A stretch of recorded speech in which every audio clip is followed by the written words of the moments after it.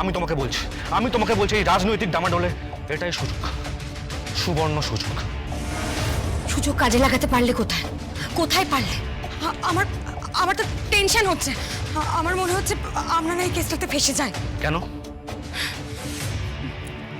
গুলি চালানো যদি কেউ দেখে ফেলে, যদি কোনো উইটনেস মানে কোনো প্রত্যক্ষদর্শী বা সাক্ষী থেকে থাকে, তখন কি হবে বুঝতে পারছো? আরে কেউ নেই, কোনো সাক্ষীটা কেন? সাক্ষী আসবে কোত্থেকে? ওই অ্যাডভোকেট গীতা এলএলবি এই দেবরূপা হত্যাকাণ্ডের মামলায় হাত দিয়ে নিজের হাতের আয়ুরেখাটাই কমিয়ে ফেলেছে। আয়ুরেখা। ও জানে না আমি কি খেলাটা খেলেছি।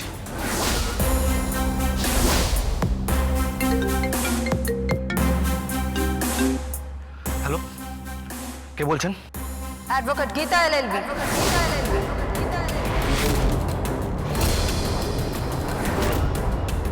Advocate Gita LLB?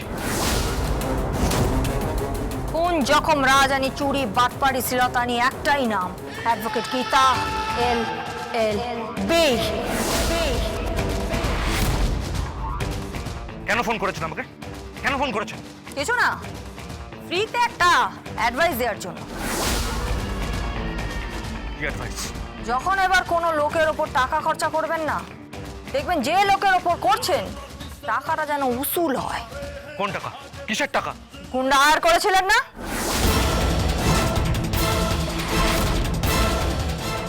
কি বলছেন কি আপনি? হ্যাঁ, গুন্ডা হায়ার করেছিলেন আমাকে মারবার জন্য, কিন্তু এমন কোনো বুলেট তৈরি হয়নি ক্ষিতিশ বাবু যেটা দিয়ে অ্যাডভোকেট গীতা এলএলবি কে মারা যায়।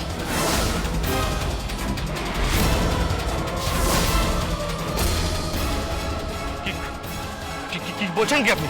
আমি তো টেলিফোনে দেখতে পাচ্ছি আপনি ঘামছেন, বিন্দু বিন্দু ঘাম আপনার কপালে। কথা জড়িয়ে আসছে তাই না? প্যালপিটেশন হচ্ছে না? ওই বুক ধরফর যাকে বলে। বিপিটাও বোধহয় একটু বেড়ে গেছে।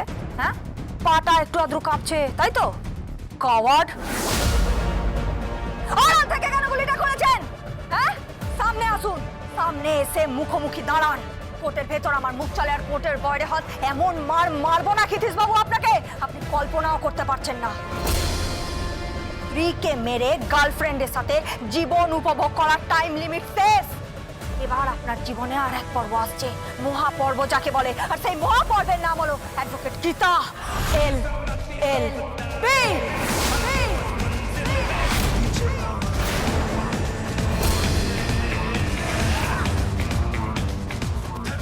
So take care of yourself. Hello, আপনি কি বলতে চাইছেন? হ্যালো হ্যালো হ্যালো, কি হলো? অ্যাডভোকেট গীতা কি করে জানলো? কোর্টে যে গুলিটার উপর চলেছে তার পেছনে আমি আছি। ওই মহিলার ক্ষুরোধার বুদ্ধি তুমি বুঝতে পারছো না? কিভাবে ঘোল খাইয়েছে ওই কিরণকান্তি ব্যানার্জি আর অগ্নিজিৎ মুখার্জিকে।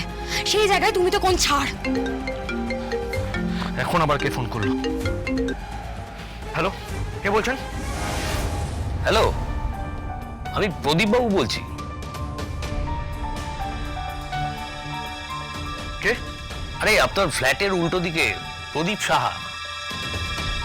ও হ্যাঁ, প্রদীপ বাবু বলুন, কেমন আছেন? আপনাকে খুব বিপর্যস্ত লাগছে, আপনি ঠিক আছেন তো? হ্যাঁ আমি ঠিক আছি। কি হয়েছে কি বলুন? না মানে আপনি শুনলে হয়তো হাসবেন। কেন? আসলে আপনার ফ্ল্যাট থেকে না মাঝে মধ্যে ধূপের গন্ধ পাচ্ছি, ফুলের গন্ধ পাচ্ছি।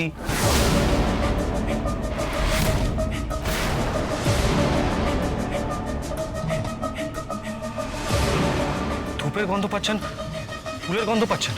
হ্যাঁ, সন্ধেবেলা শাঁখের আওয়াজও পাচ্ছি।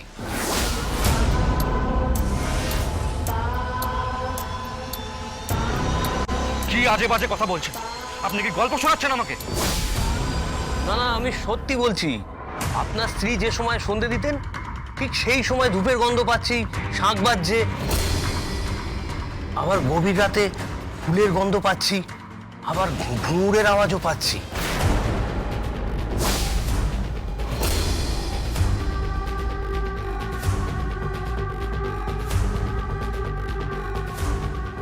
এই এই আপনি কি মজা করছেন আমার সাথে? হ্যাঁ, মজা করছেন আমার সাথে? না না, সত্যি বলছি। আপনার স্ত্রী আসলে ভালো নাচতেন তো, তাই। আসলে অ্যাক্সিডেন্টে মৃত্যু হয়েছে তো, তাই বলছিলাম। Shut up, just shut up.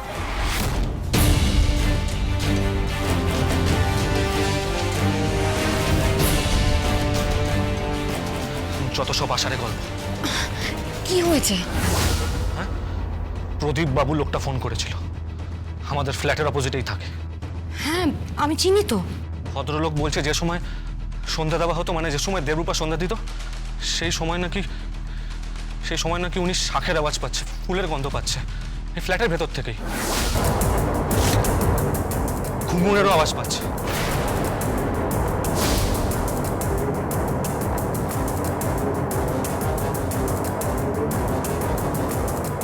কি বলছো কি তুমি?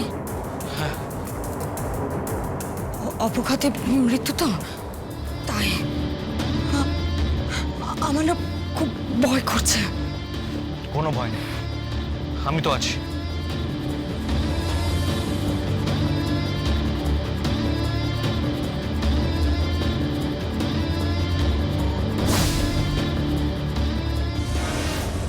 ব্যাস, প্রথম দিনের জন্য এটুকুই যথেষ্ট।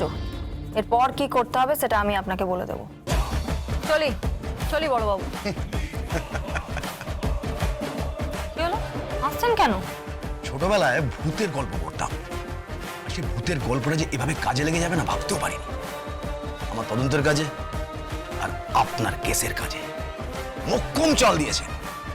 আমি বলছি অগ্নিকন্যা, ওই লোকটা সাইকোলজিক্যালি মরে যাবে, প্রত্যেক দিন মরবে। বাইরেও ভয় থাকবে আর মনের ভেতরেও ভয় থাকবে। আর বিবাহ বার্ষিকীটাই হবে মোক্ষম চাল, ক্লাইম্যাক্স।